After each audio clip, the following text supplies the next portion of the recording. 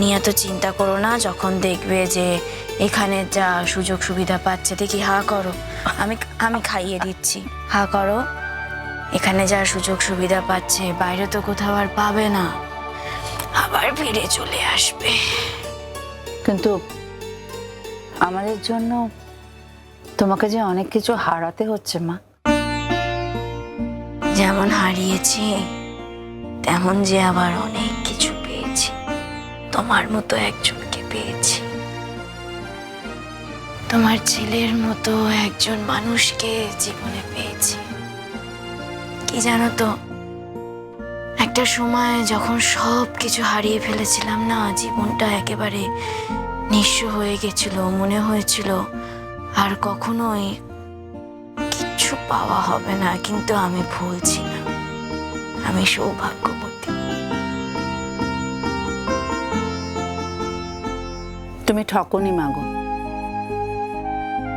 তুমি ঠকবেও না। কি জানো, সব মায়েরাই তাদের ছেলেদের হয়ে উমেদারি করেই। যা আমি করব না গো। আমি ঠিক করেছি জীবনে আর যে কটা বছর আমি বেঁচে থাকবো, আমি সত্যের সাথে সহবাস করব, পণ করেছি। তাই মিথ্যে উমেদারি আমি আর করব না। আমি তোমাকে আশীর্বাদ করছি মা, আশীর্বাদ করছি। দেখো, ঠকবে না। কি জানো মা, তোমারও তো অনেক দিন হতে চললো, আমার ছেলেটারও তাই। আমি তো বৃদ্ধ মা, আজ আছি কাল নেই। তোমরা দুজনে হয়তো অনেক বছর বাঁচবে আরো। আমার শুধু ঠাকুরের কাছে একটাই প্রার্থনা মাগো, যে কটা বছর বাঁচবে তোমরা যেন দুজন দুজনকে আঁকড়ে ধরে বাঁচতে পারো, ভালোবেসে বাঁচতে পারো। আমার ছেলেটা বড় ভালোবাসার কাঙাল মা, আসলে সারা জীবনে ওটা পায়নি তো, তাই বড় অভাব বোধ করে ভালোবাসা। যতবার মায়ের কাছে ছুটে আসতে চেয়েছে, অভাবের তাড়নায় দূরে চলে যেতে হয়েছে। তারপর তো অপরাধ জগতের সাথে জড়িয়ে পড়লো, আর কোনো যোগাযোগই রাখতে পারলো না। মা আর ছেলে দুজনেই বুকে কষ্ট নিয়ে বেঁচে রইল, কষ্ট।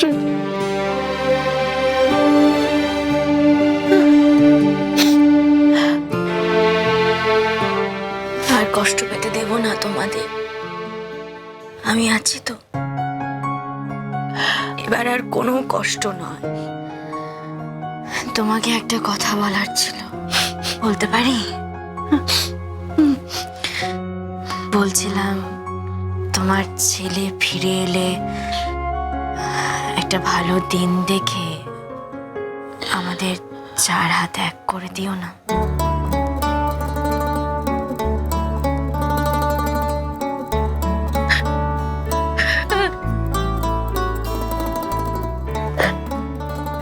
মা গো,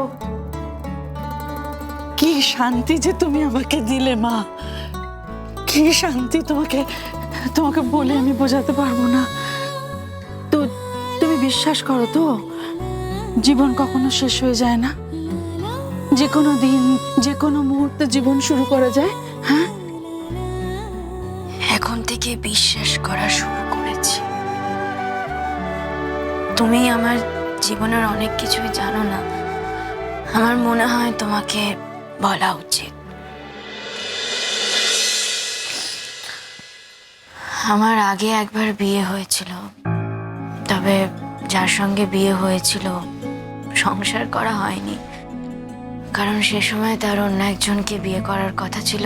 তাই কিছু সময়ের মধ্যেই আমাদের ডিভোর্স হয়ে যায়। কর্মসূত্রে বহুবার দেখা হয়েছে, কাছে আসতেও চেয়েছি, কিন্তু কোনোদিনই আর সেভাবে কাছে আসা হয়ে ওঠেনি। দূরে থেকেছি, অনেক বাধা চলে হয়েছিল, তারপর আমিও কখনো কারোর সম্পর্কের ভাঙনের কারণ হতে চাইনি। আমার জন্য কারোর সংসার ভেঙে যাক আমি চাইনি, মনও সায় দেয়নি। তাই এভাবে একাই কাটিয়ে দিয়েছি বাকি জীবনটা। আবার বহু বছর পর, অনেকদিন পর এমন একজনকে পেয়েছি যার হাত আমি শক্ত করে ধরতে পেরেছি, যাকে দেখে আমার মনে হয়েছে এই মানুষটাকে আমি আঁকড়ে ধরতে পারি। যদিও প্রাথমিক কারণ এটাই ছিল যে তাকে আমার স্বামীর মতো দেখতে অনেক মিল আছে, কিন্তু এই কদিনে যে ভালোবাসা, যে স্নেহ, যে সম্মান, যে মর্যাদা আমি পেয়েছি তা কখনো ভুলতে পারবো না। আমি এক মুহূর্তের জন্য এটা ভুলিনি যে আমার স্বামী এই পৃথিবীতে আর নেই। অপমান করব না কারোর সঙ্গে তুলনা করে। সারাটা জীবন দোদুল্যমানতায় কাটিয়েছে, কখনো নিজের স্ত্রীকে ছেড়ে আমাকে ভালোবাসতে চেয়েছে, কখনো আমাকে ছেড়ে নিজের স্ত্রীকে ভালোবাসতে চেয়েছে। যাই হোক, শুধু এটুকুই তোমাকে বলতে চাই, ওর থেকে যে ভালোবাসা আমি পেয়েছি, যে সম্মান পেয়েছি, কখনো কারোর থেকে পাইনি। ছাড়বো না।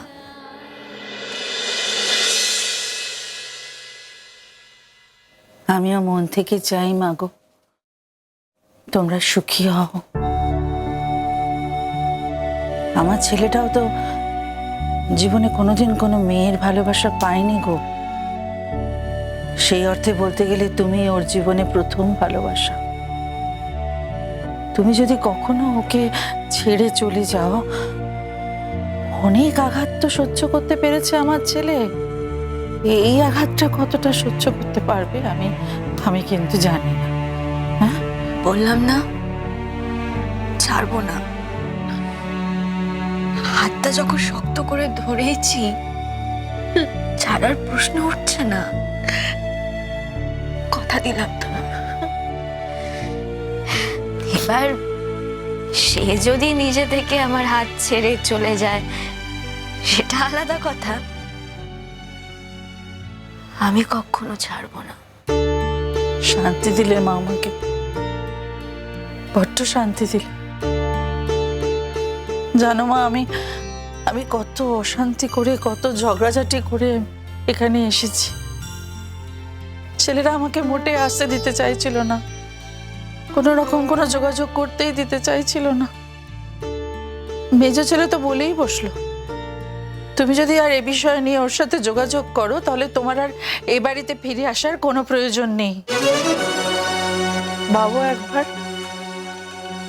অথচ বাড়িটা কিন্তু অঙ্কুশের বাড়ি।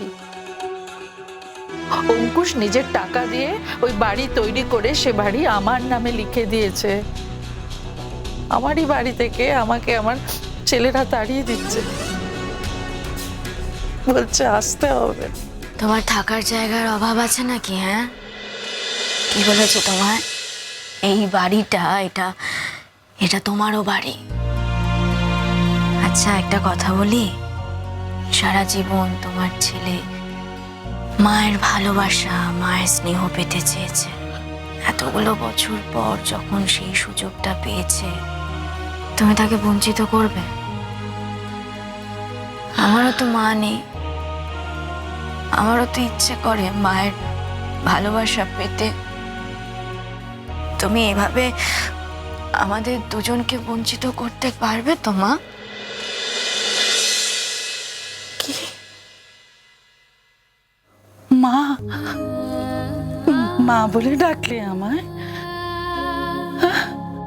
মা কেন?